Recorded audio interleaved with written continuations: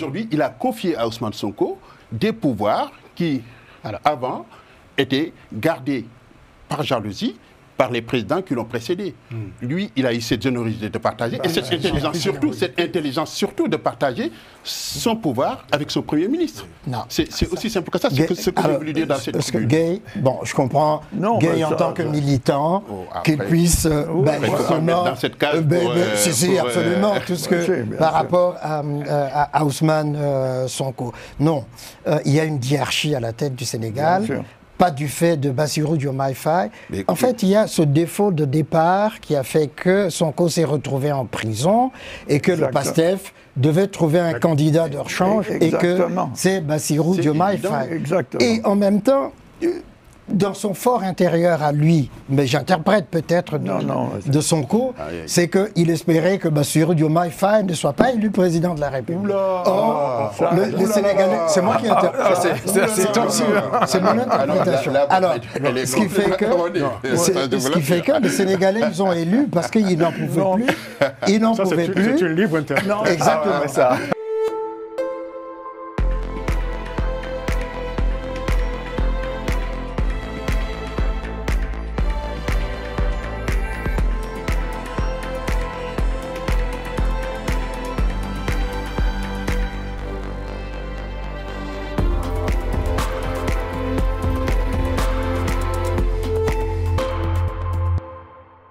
Alors, parce que c'est la démocratie qui en prend un coup.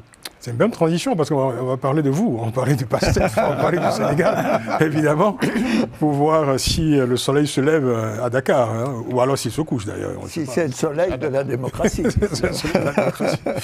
Amadou Bamba Gueye, vous êtes notre invité spécial, hein, coordinateur du PASTEF, donc pour les Hauts-de-France. Hein, des Hauts-de-France. Section Hauts-de-France. Alors, on va parler de l'actualité immédiatement. Un nouveau gouvernement a été mis en place le 6 septembre dernier. C'est le premier remaniement depuis l'arrivée au pouvoir du PASTEF. Alors, plusieurs commentateurs ont tout simplement indiqué, notamment l'opposition sénégalaise, que ce nouveau gouvernement, ce remaniement, consolide avant tout le pouvoir des premiers ministres. Qu'est-ce qu'il faut en dire? Cela part d'un postulat qui ferait qu'il y ait deux clans. D'un côté le Premier ministre, de l'autre le Président. Ce qui renforce le Premier ministre renforce forcément le Président, qui lui-même a souhaité qu'on ait un Premier ministre super fort, que ce ne soit pas seulement comme dans les régimes précédents, une fusible que pouvait manier le Président de la République. On est dans une situation inédite au Sénégal. Pourquoi ce choix d'un Premier ministre super fort? C'est à cause de l'histoire du PASTEF? Pas du tout, parce que si vous aviez lu le programme de PASTEF, il était bien indiqué qu'on est dans un régime présidentiel où tous les pouvoirs appartiennent au président. Et quelque part, en termes d'efficacité et en termes de distribution des rôles, ce n'était pas du tout optimal. Notre programme avait prévu que sur les prochaines élections d'ailleurs, qu'on ait un président et un vice-président avec chacun ses pouvoirs. Pour anticiper cela, en quelque sorte, vu qu'on n'a pas d'élection d'ici 2029, il était prévu que le Premier ministre, et à l'époque c'était Sonko qui était notre, notre candidat. Il était prévu, le PASTEF a prévu. PASTEF, il était prévu dans ce programme que le Premier ministre soit renforcé, que le Premier ministre puisse exercer quelques pouvoirs que lui octroie le président de la République. Et que ça soit prévu dans la Constitution. L'idée, c'est pas si Ousmane Sonko avait été élu président, est-ce que ce principe aurait été appliqué? Écoutez, si, je ne sais pas, je ne suis pas par rapport à cette question, mais ce qui est sûr, moi je parle de principe. C'était ça dans nos principes, c'était ça qui était prévu. Maintenant, qu'est-ce qu'il aurait fait? Je serais incapable de le dire parce qu'il n'est pas président. Mais lui-même, à plusieurs reprises, avait critiqué les pouvoirs qu'on donnait au président de la République, qui avait du droit sur tout le monde. Aujourd'hui, nous sommes heureux, en tout cas nous de PASTEF, et je pense une bonne partie de la population sénégalaise, de voir un Premier ministre qui joue un rôle prépondérant dans la gouvernance. Et qui ne se prive pas d'ailleurs de critiquer vertement et publiquement le président de la République. On l'a vu il y a quelques semaines, quand Ousmane Sonko a déclaré en public qu'il y avait un déficit d'autorité. Enfin, je dis ça, je pense que ces mots étaient beaucoup plus durs que cela. Qu'il y avait en tout cas une crise d'autorité au sommet de l'État. Dans un régime normal, dans un pays normal, un Premier ministre qui émet des propos aussi critiques à l'égard d'un chef de l'État, aurait été soit, je veux dire, rappelé à l'ordre ou limogé, quoi. Ce ne fut pas le cas au Sénégal. Mais écoutez, comme je l'ai dit tantôt, on est dans une situation inédite où le Premier ministre aurait dû être président. Chef de parti. Oui. Voilà. Chef de parti. C'est une situation inédite au Sénégal qui surprend tout le monde. Hein. C'est le chef de parti qui est au pouvoir. Alors on va aller beaucoup plus vite. La présidence aujourd'hui, est-ce que le Sénégal est sous le règne d'une présidence bicéphale? Je ne pense pas. Vous parlez vous-même de tandem dans vos chroniques. Hein, j'ai lu vos tribunes. Vous assumez le tandem à la tête de l'État. C'est un tandem, en effet, mais ça ne veut pas dire qu'on est dans une gouvernance bicéphale. Voilà, le tandem qui gouverne. Les Sénégalais ont élu un homme, ils n'ont pas élu deux hommes à la tête de l'État. Celui qui signe le décret reste le président de la République et c'est contresigné par le Premier ministre. Oui. C'est le président de la République qui a le pouvoir constitutionnel du président. Maintenant, le Premier ministre est un chef de parti.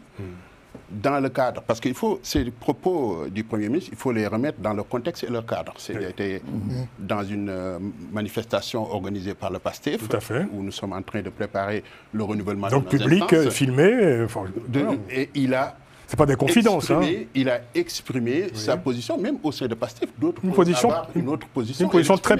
très personnelle. Et c'est ça qui est important dans PASTEF, parce que lui-même le dit, et le président de la République le dit aussi, que nous sommes un parti démocratique où l'expression des opinions est permise. Aujourd'hui, Ousmane Sonko peut avoir une opinion... Le ministre qui critique, je dis publiquement, le chef de l'État et largement, et reproche d'ailleurs au chef de l'État de ne pas le protéger, lui, suffisamment, et qui, déclare carrément des hostilités contre les magistrats d'un pays. C'est une démocratie forcément active, mon frère. Est-ce que le Sénégal a besoin de ce qui ressemble un peu à une sorte de désordre? En fait, pour moi, je vais juste répondre rapidement à ça, parce que effectivement, ça peut être une lecture et que je vous le concède. Ce qui est le plus important dans cette histoire, c'est le rapport entre le président et son Premier ministre.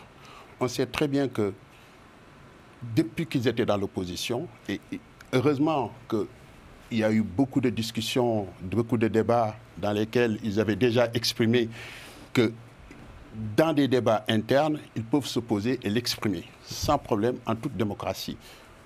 Ousmane Sonko a eu une opinion qu'il a partagée. Il y a eu des réactions. Le président de la République a eu une position qu'il a exprimée. Et la gouvernance continue. Chacun joue son rôle. Ousmane Sonko a ce mérite. C'est quelqu'un qui assume ses positions et qui les exprime. On peut les critiquer, on peut trouver que... Mais il n'est plus dans l'opposition. Il n'est plus le commentateur de la vie politique. C'est un Premier ministre. Il est aux commandes de l'État. Donc il y a quand même, je pense, un certain nombre, un code, je dirais, de comportement qu'on peut attendre de la part d'un Premier ministre, quoi. Oui, je pense qu'il y a deux choses qu'on peut dire par rapport au comportement de Ousmane Sonko. La première chose, c'est qu'effectivement, il y a des moments où il oublie qu'il est le Premier ministre et la confusion entre son rôle de Premier ministre de chef de parti le pousse justement à ce qu'il fasse ses foucades comme quand il était encore en campagne et il est habitué à cela. Ça, c'est un.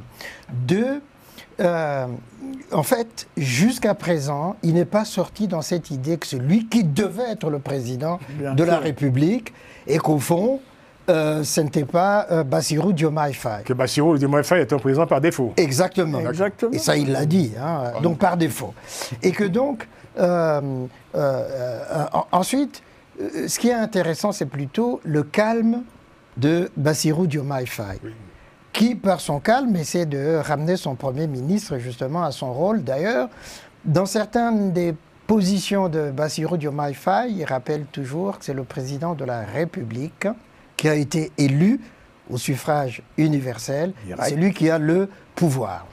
Troisième chose... Mais est-ce qu'il n'y a pas, excusez-moi Alfred, est-ce qu'il n'y a pas au fond un partage de rôle? Parce qu'évidemment, il y a ce que nous, observateurs, nous voyons, enfin, on voit des contradictions apparentes entre les deux hommes. Mais est-ce qu'il n'y a pas un partage de rôle? Il y a peut-être ce que les Américains appellent, d'un côté, il y a le bad guy et le good guy, quoi. Le bad cop et le good cop. Il peut pas. Je ne pense même pas que ce soit cela. Ousmane Sonko étant dans le rôle du bad guy. Absolument. Mais il ne peut pas y avoir partage de rôle entre un président et un Premier ministre. Pour moi, un président, c'est un politicien. Le Premier ministre, il doit être technicien, il exécute, plus technicien. Il ne peut pas être, par exemple, il peut pas être en même temps président d'un parti politique qui est au pouvoir.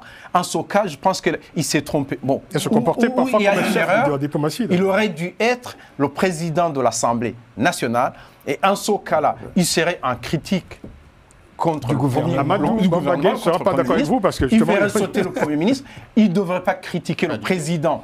S'il est président de l'Assemblée nationale, il devait critiquer le gouvernement. Et s'il y a des erreurs, le gouvernement pouvait sauter. Mais aujourd'hui, il est dans le gouvernement, c'est le chef du gouvernement, il critique le président ou il critique les magistrats, on le voit bien, alors que c'est lui. Il a même de temps en temps des problèmes avec le ministre de la Justice, mais il ne peut pas le virer. Pardon. Parce que l'actuel, c'est plutôt une personne très proche du Premier ministre. C'est le premier vice-président. Et donc, Madame Yassine Fall. Justement, je dirais ça. Et donc, c'est vraiment... Pour moi, pour corriger le tir, le mieux serait qu'il démissionne du poste de Premier ministre et qu'il récupère le poste de président de l'Assemblée nationale. Monsieur Bambagué ne sera pas d'accord avec vous, pas du tout. Alors, Maître Jean-Paul Leloir a fait un tour rapidement. Non, mais je trouve qu'il faut simplifier les choses. Si l'élection s'était déroulée normalement, le Premier ministre aurait été président. Exact. C'était lui l'homme fort du parti. L'élection s'est déroulée normalement. Il était inéligible. Il était inéligible, mais s'il avait... Il était frappé d'inéligibilité. On l'a rendu inéligible. Il était frappé d'inéligibilité. Il a été frappé d'inéligibilité. C'est pour ça que j'ai dit s'il s'était déroulé normalement. Le processus, il aurait été président. Donc on est dans cette espèce de système bicéphale de clair-obscur où le président dit le Premier ministre dit j'aurais dû être président et le président dit je suis président, donc le Premier ministre n'est pas en même temps le président. Donc il y a une espèce de confusion. Et il y a quand même, moi je suis moins spécialiste des affaires sénégalaises que vous, mais justement j'ai déjeuné à midi avec quelqu'un qui est sénégalais, Jean-Paul Desjeunes, qui me disait il y a des règlements de compte entre les différents cabinets, on a changé le ministre de la Justice, donc il y a une atmosphère de compétition assez tendue entre le président et le Premier ministre. C'est le diagnostic que porte un certain nombre... Monsieur Gay n'est pas d'accord. Un certain nombre de gens. Voilà, on a eu le même exemple, je ne fais pas de comparaison, quand M. Medvedev était président et que Poutine était Premier ministre, je ne compare pas du tout votre Premier ministre à M. Poutine, du tout, mais c'était cette espèce toute proportion gardée. Toute proportion gardée. Parce que Poutine, déjà, il avait été président. Oui, mais Sonko, il n'a pas été président. La même confusion, d'une certaine manière. Enfin, Medvedev était l'homme de main de Poutine, c'est la même chose quand même. Ce n'est pas le cas, ce ne sont pas les mêmes relations quand même. Allez-y. Réponse. C'est intéressant tout ce qu'on entend, mais ce diagnostic, je pense qu'il est erroné, désolé, parce que le président de la République a été désigné comme candidat par Ousmane Sonko. C'est un fait. C'est un fait. Il a été son collaborateur pendant une dizaine d'années au sein du parti. C'est un fait.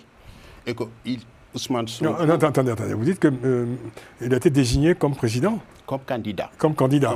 D'accord, mais entre-temps... Par défaut. Mais entre-temps, les Sénégalais ont voté. Non, mais attends, les Sénégalais ont voté.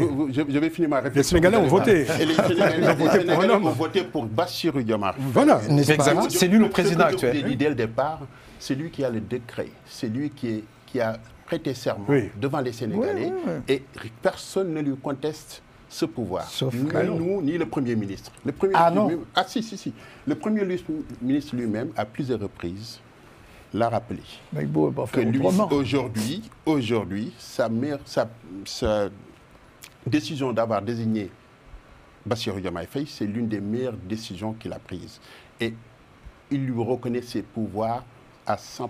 Il n'y a pas de débat là-dessus. La question surtout, c'est que ce que l'on vous demande, en fait, ce que demande, je dirais, le public, le grand public, c'est d'oublier que que Ousmane Sonko a désigné un président. Ce sont des électeurs sénégalais qui ont voté pour un homme. Personne ne dit... Et jusqu'à nouvel ordre, les institutions sénégalaises sont tout à fait respectées et respectables.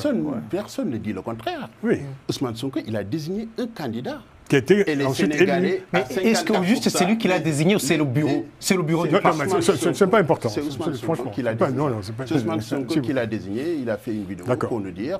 Allez jusqu'au bout.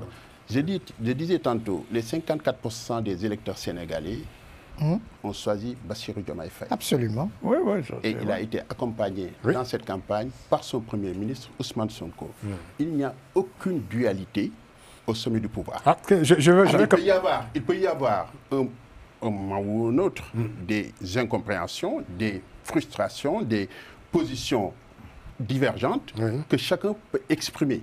Mais ce qu'on retient, c'est que Ousmane Sonko est le Premier ministre du gouvernement sénégalais qui a été nommé par le président de la République, Bassirou Diomaye Faye. Amadou Bamba Gueye, vous avez écrit en 2024 dans une tribune, je vous cite, c'est un extrait de votre tribune, il vaut mieux qu'ils se partagent le pouvoir exécutif, c'est-à-dire Sonko et Diomaye Faye, comme ils le font actuellement. Ils pourront sans doute apporter quelques réglages supplémentaires pour éviter les couacs. Donc vous dites bien, il vaut mieux qu'ils se partagent le pouvoir exécutif. Absolument. Le fait qu'un président et un Premier ministre se partagent le pouvoir exécutif, c'est quand même contraire aux règles institutionnelles du Sénégal. Je me rappelle de cette tribune, c'était quand certains analystes politiques voulaient qu'il soit à l'Assemblée nationale. Oui. Et que moi, je défendais la position que Ousmane Sonko doit rester Premier ministre. Oui. Et ce partage dont je parle, c'est des rôles que lui confie le président de la République. Lui-même, il a dit, le président de la République, il a dit que sa fonction demande beaucoup d'énergie, beaucoup de travail. Avoir un Premier ministre aussi compétent Ousmane Sonko et s'appuyer sur lui, c'est un avantage pour lui. Et il ne s'en prive pas. Il ne s'en prive pas. Aujourd'hui, il a confié à Ousmane Sonko des pouvoirs qui, avant, étaient gardés par jalousie par les présidents qui l'ont précédé. Lui, il a eu cette générosité de partager et cette intelligence surtout de partager son pouvoir avec son Premier ministre. C'est aussi simple que ça, c'est ce que j'ai voulu dire dans cette parce que Gueye, bon, je comprends, Gueye en tant que militant, qu'il puisse, justement, dans cette case c'est absolument, tout ce que, par rapport à Ousmane Sonko. Non, il y a une hiérarchie à la tête du Sénégal, pas du fait de Bassirou Diomaye Faye. En fait, il y a ce défaut de départ qui a fait que Sonko s'est retrouvé en prison et que le PASTEF devait trouver un candidat de rechange et que c'est Bassirou Diomaye Faye. Et en même temps, dans son fort intérieur à lui, mais j'interprète peut-être de Sonko, c'est qu'il espérait que Bassirou Diomaye Faye ne soit pas élu président de la République. Or, les Sénégalais, c'est moi qui interprète. C'est mon interprétation. Alors, ce qui fait que les Sénégalais, ils ont élu parce qu'ils n'en pouvaient plus. Ils n'en pouvaient plus. C'est une libre interprétation. Exactement. Ils n'en pouvaient plus de... Je suis d'accord sur le premier parti qu'on exposé. Ils n'en pouvaient plus de Macky Sall, ils n'en pouvaient plus de Macky Sall, et donc ils ont décidé, justement, oui, on va avancer. On va avancer très vite, parce que c'est une question d'actualité. Il y a une dernière chose, c'est-à-dire qui fait la hiérarchie. Depuis qu'ils sont au pouvoir, ça fait 18 mois, la constitution du Sénégal est très claire, comme toutes les constitutions africaines. Les affaires étrangères sont le domaine du président. Or, depuis qu'ils sont là, combien de voyages à l'étranger Sonko a fait à travers les pays? Mais combien de voyages les ministres des Affaires étrangères... Ça, c'est le rôle du ministre des Affaires étrangères. Et qui est le chef du Premier ministre? Mais qui est le chef du ministre des Affaires étrangères? Ça ne fonctionne pas comme ça. La Constitution... Qui a nommé, qui a proposé au président de la République la nomination du ministre des Affaires étrangères? La Constitution est très claire. Les affaires étrangères et la défense, c'est du domaine réservé du domaine réservé de ça crée de la confusion. Pourquoi? C'est-à-dire que le président... Allez, dernièrement, il était en visite officielle ici en France. Aujourd'hui, il est aux Émirats Arabes Unis. Alors, exactement. Et donc, ça crée de la confusion. Le président était ici il y a quelques... Mais oui, parce que c'est le président qui porte le message de son pays. D'accord? Le Premier ministre, il gère les affaires intérieures, du pays. Mais non, c'est le ministre des Affaires étrangères. Non, en fait,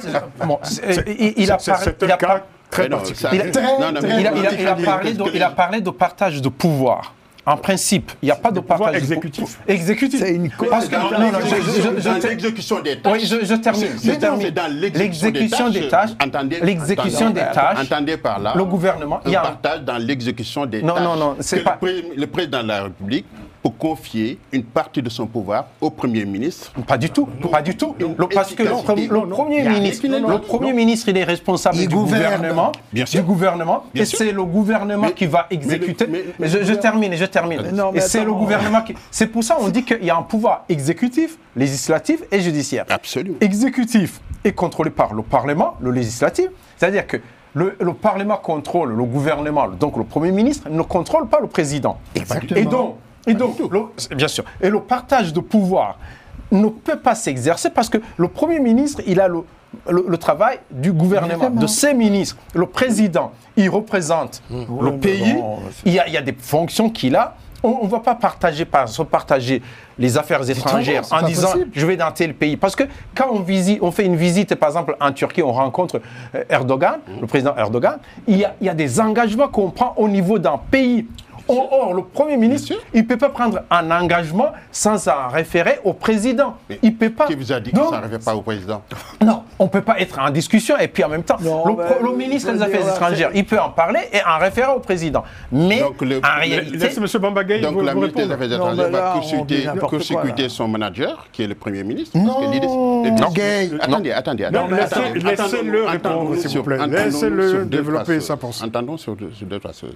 Si vous êtes d'accord avec moi que le gouvernement est nommé par le président de la République sous proposition du Premier ministre. Oui. Que l'ensemble... Ça, c'est la formule sur proposition du Premier ministre. Laissez M. Bambagay aller. Je vais finir. Vous êtes d'accord? On est tous d'accord sur ce point. L'autre point, c'est que le Premier ministre, c'est lui qui coordonne les activités gouvernementales. Oui, ça oui. On est d'accord. Et que la ministre des Affaires étrangères, aujourd'hui on peut dire le ministre des Affaires étrangères, est sous l'autorité du Premier ministre. Et du président. Et du président. Le Premier ministre lui-même est sous l'autorité du président. Lui-même. Donc, bien évidemment, la ministre des Affaires étrangères est sous l'autorité du président. Ce que je veux dire par là, à partir du moment où les activités, les relations diplomatiques sont inclus dans les pouvoirs du gouvernement, on ne peut pas interdire au chef du gouvernement d'avoir un rôle diplomatique. Mais non. C'est juste... Non, mais ça coule de source. Mais non. Il ne peut pas y avoir de débat là-dessus. On va fermer ce chapitre. C'est un débat sans fin. On va fermer ce chapitre, s'il vous plaît. On va aller très vite. Alors, on profite de votre présence, M. Bambagay. Il n'y a pas de gouvernement qui fonctionne sans on profite de la présence de M. Bambagay pour savoir un peu. Alors, dites-nous, quel est aujourd'hui l'état du Sénégal, sur le plan économique, social, alors sur le plan politique, on a une certaine idée en tout cas. Mais alors, on a beaucoup parlé de cet agenda, transformation Sénégal 2050. Où en est cet agenda? Parce qu'on en a parlé ici dans ce studio il y a quelques semaines. Ça ressemblait davantage à un manifeste militant politique qu'à un vrai programme de gouvernement. Quoi. Où en est-on? Ce programme est en 3 phases. Donc la phase de redressement, la phase d'impulsion et la phase d'accélération. Nous en sommes à la phase de redressement. Comme l'a si bien dit le Premier ministre, quand Pastef est arrivé au pouvoir, on pensait trouver le pays à l'étage 0. On l'a trouvé au niveau moins 4. Parce qu'il y a eu des dettes cachées. C'est une réalité. Une économie exsangue qu'il faut redresser. Donc, cet agenda de transformation est mis en exécution par la première phase. Et vous avez vu, il y a quelques mois, le Premier ministre qui a lancé le programme de redressement. Et ce programme qui s'appuie sur l'économie endogène, élargir l'assiette fiscale pour trouver des ressources endogènes, parce que tout simplement nos marges de manœuvre budgétaires ont été très rétrécies par les emprunts exorbitants que nous a laissé le régime de Macky Sall. C'est le procès que vous lui faites en tout cas. C'est pas un procès, c'est une réalité. C'est une réalité parce que j'entends beaucoup de choses sur ce sujet. Le gouvernement a été méthodique et a été légaliste. C'est lui et moi qui nous demande, quand on arrive au pouvoir, de faire un audit des finances publiques. À la suite de cet audit, il y avait 2 choix. Soit continuer à cacher aux Sénégalais la réalité, soit faire preuve de transparence, d'honnêteté et de sincérité et de courage. Regarder les Sénégalais dans les yeux et leur dire dans quel état ils ont trouvé ce pays. C'est cette option qu'ils ont choisie. D'accord. Suite à ce choix, bien évidemment, c'était en connaissance de cause. On savait que si la réalité est découverte par nos partenaires, ça allait avoir des conséquences. Il fallait les assumer. Et il ne fallait pas s'arrêter à dire « nous avons trouvé le tableau sale », mais nous allons l'effacer et écrire de nouvelles pages. C'est ce qui est prévu. Il y a un plan de redressement en cours d'exécution. Aujourd'hui, nous sommes en train de trouver les moyens pour remettre le pays à l'endroit et essayer de propulser dans la seconde phase. Sachant que le Sénégal n'allait pas si mal que ça avant votre arrivée au pouvoir quand même. Ah bah. Alors, sur quelle base? Sur des chiffres erronés. J'allais demander, sur des chiffres erronés. J'allais demander votre commentaire justement sur cette analyse faite par le directeur de géopolitique.fr. C'est un site d'analyse politique. Et c'est une analyse faite par Erwan Davou qui écrit ceci. Alors, c'est le bilan, vous le connaissez? Je le connais et je connais ses relations avec Macky Sall. Donc, c'est une réalité. Alors, ceci dit, c'est l'un des communicants payés par le régime, par Macky Sall lui-même, pour faire sa promotion. C'est une réalité. Oui.